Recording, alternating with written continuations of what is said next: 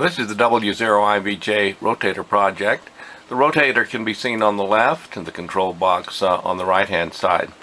The rotator consists of a worm gear drive situation, which is self-braking, and it's controlled by a Ford F-150 wiper motor. The gears inside the rotator are replacement gears for a winch. This is a closer view of the rotator. You can see the motor on the left hand side, and you can see the rotator rotate when the control box activates it. You can see the top part rotating there. Probably hear the sound. This is a shot of the rotator with the cowling off. The cowling, by the way, is made of gutter material before it's formed. It comes in a nice strip that you can cut to fit, and it's the right thickness, and it's already powder coated. I'm going to turn the rotator so you can see the worm gear operate.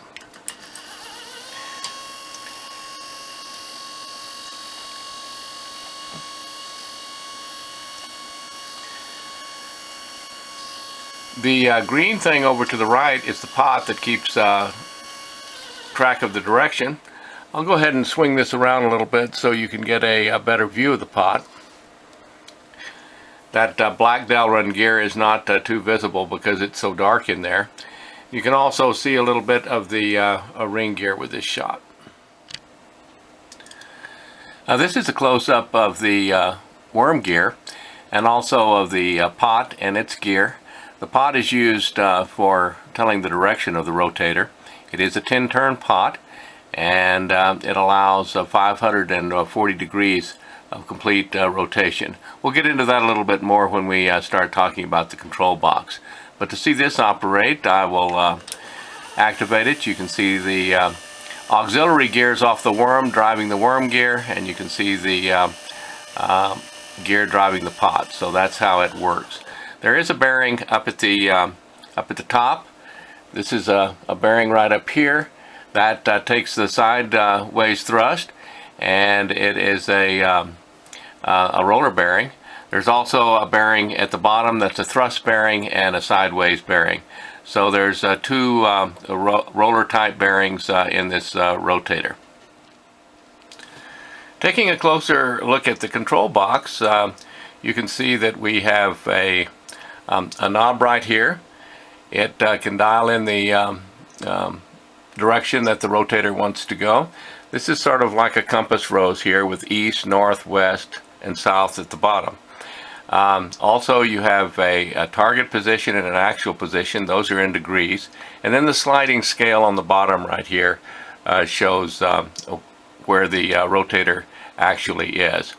In order to turn the rotator in a direction, you simply grab the knob, turn it like this, push the start button, and you can see that now the target position was indicated, and the actual position is tracking to the target position. When the actual position is reached, the target position goes to dashes, so there's no confusion. You can also see the sliding scale on the bottom here.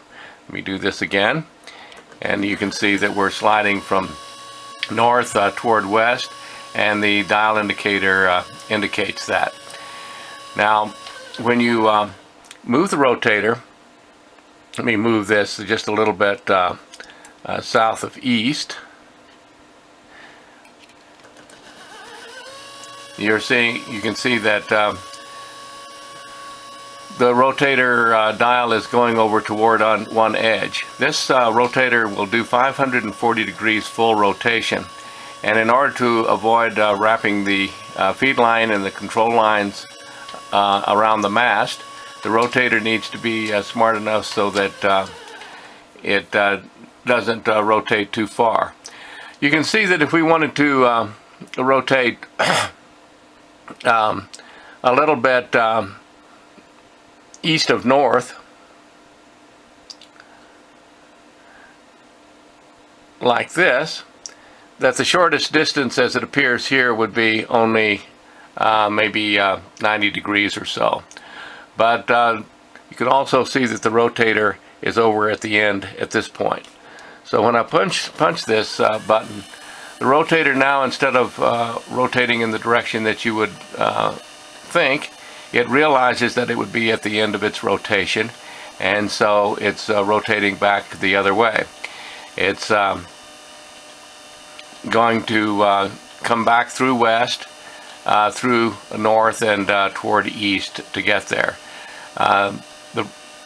The rotator controller is smart enough to realize this and keeps the feed line and the control lines from wrapping around. Now, the other feature of the rotator controller is that if you are in the middle of a rotation and you change your mind, as soon as you turn the knob, the rotator will immediately stop and go into the indicating mode on the target, so you can select a new target and move to it. So you don't have to complete a rotation once you start it. Also, if you listen very, very carefully, you can hear the ramp start and the ramp stop on the rotator motor. This is to avoid unusual acceleration and deacceleration on the antenna. Listen carefully and you can hear the stutter start and the stutter stop. Okay, here's the stutter start and the stutter stop.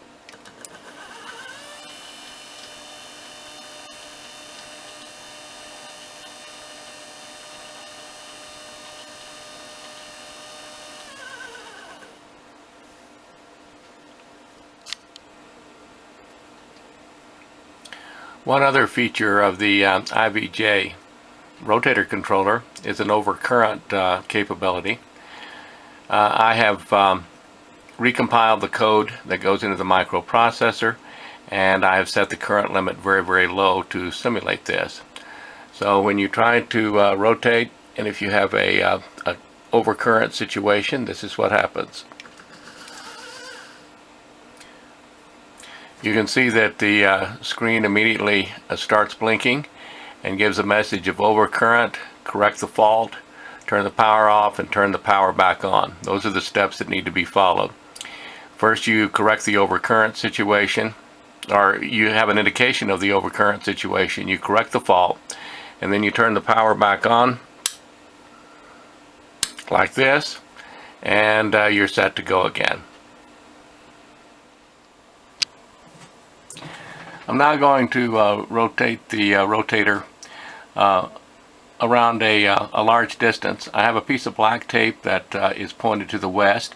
West is to the left of me, and you'll see the piece of tape come around to the south as it rotates.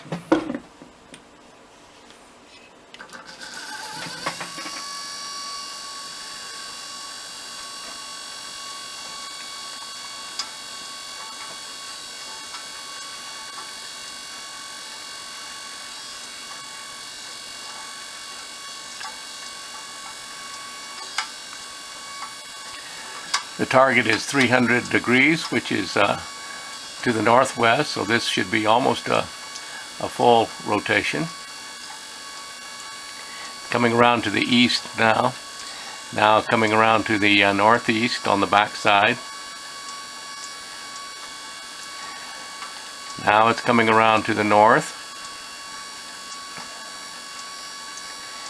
And it should stop at the northwest. Now I'm going to rotate a little bit south of east.